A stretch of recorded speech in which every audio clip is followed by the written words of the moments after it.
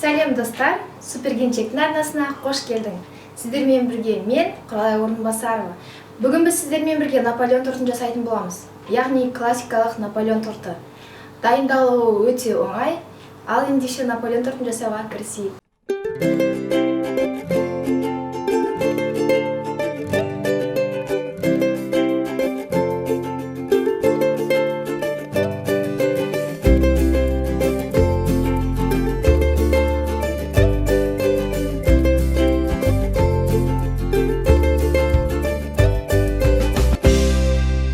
460 грамм ұнға жарты шай қасық разрыхителімізді саламыз. Және жақсылап араластырып аламыз.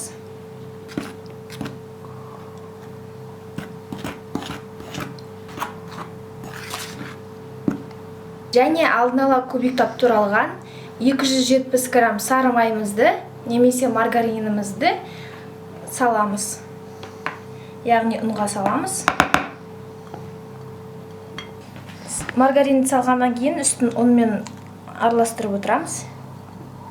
Яғни бетін ұнмен жауып отырамыз.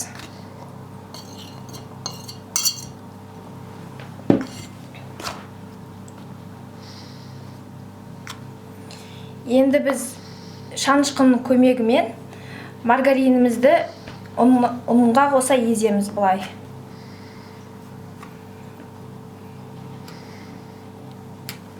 Біздің ұнымыз мынандай түрге енді, яғни майымызбен жақсылап араласты.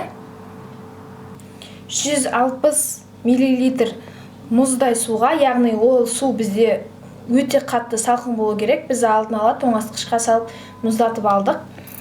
Сол суымызға біз бір ас қасық уксус қосамыз. Уксусымыз міндетті түрде 6 немесе 7% болу керек. Біз ұнымыздың ортасына яма жасап алдық, яғни үңгір.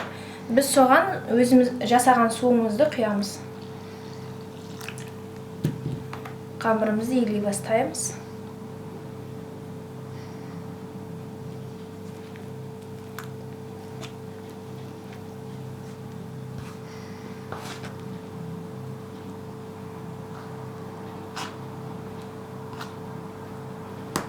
Біз енді қолдың көмегімен илейтін боламыз.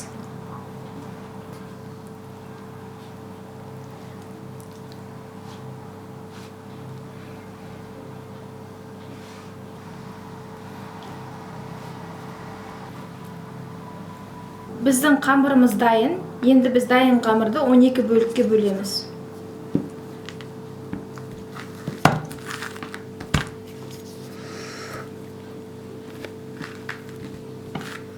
Өте жұмсақ әрі нәзік қамыр болды.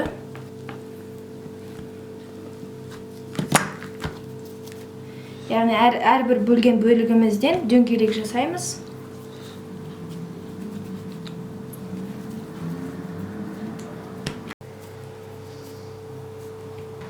Және алдын ала ұн жағылған ыдысымызға біз бөлшектерімізді орнатамыз.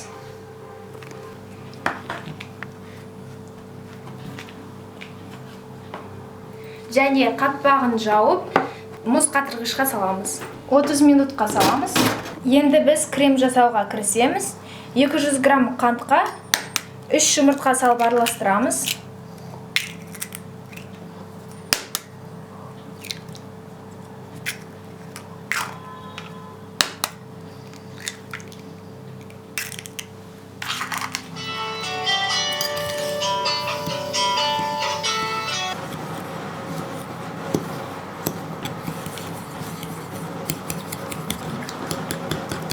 Біркелкі қалыпқа енгенше жақсылап араластырамыз. Енді біз бұл қоспамызға 30 грамм крахмал қосамыз. Кез келген крахмал жарайды, менде картоп крахмалы.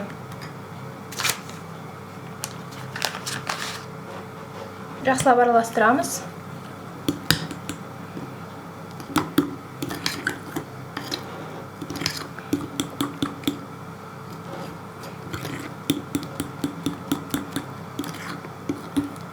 Алдын ала сүтімізді бір қайнатып аламыз. Қайнаған сүтімізді жайлап біздің смесімізге құя бастаймыз.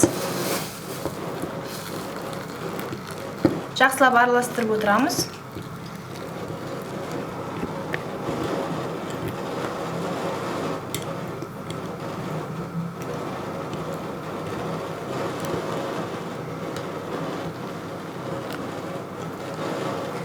Енді бұл смесімізді біз қайта кастрюлемізге құямыз.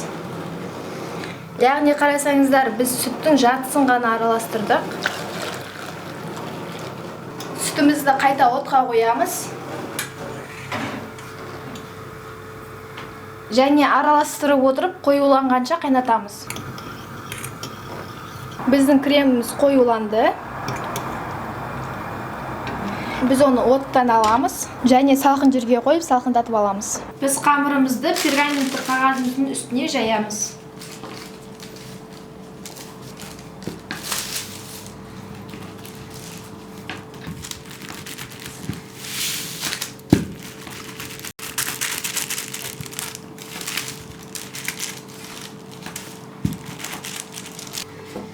Енді біз дөңгелек шеңберімізбен қамырымызды кесіп аламыз.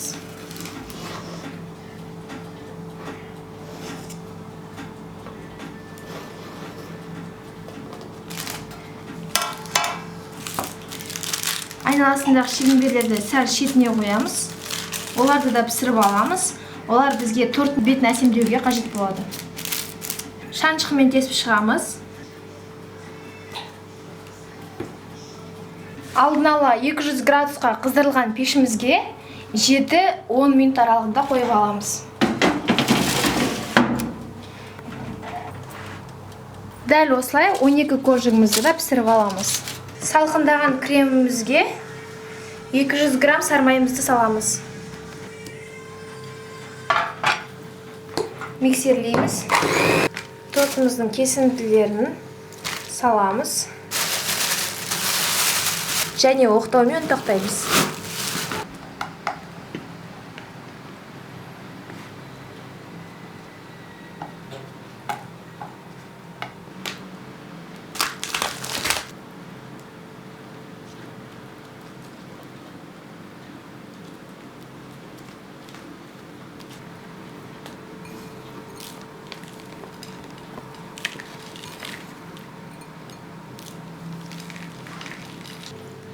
Біздің тортымыз дайын болып қалды. Енді біз оны 3-4 сағатқа холодильникке қоямыз.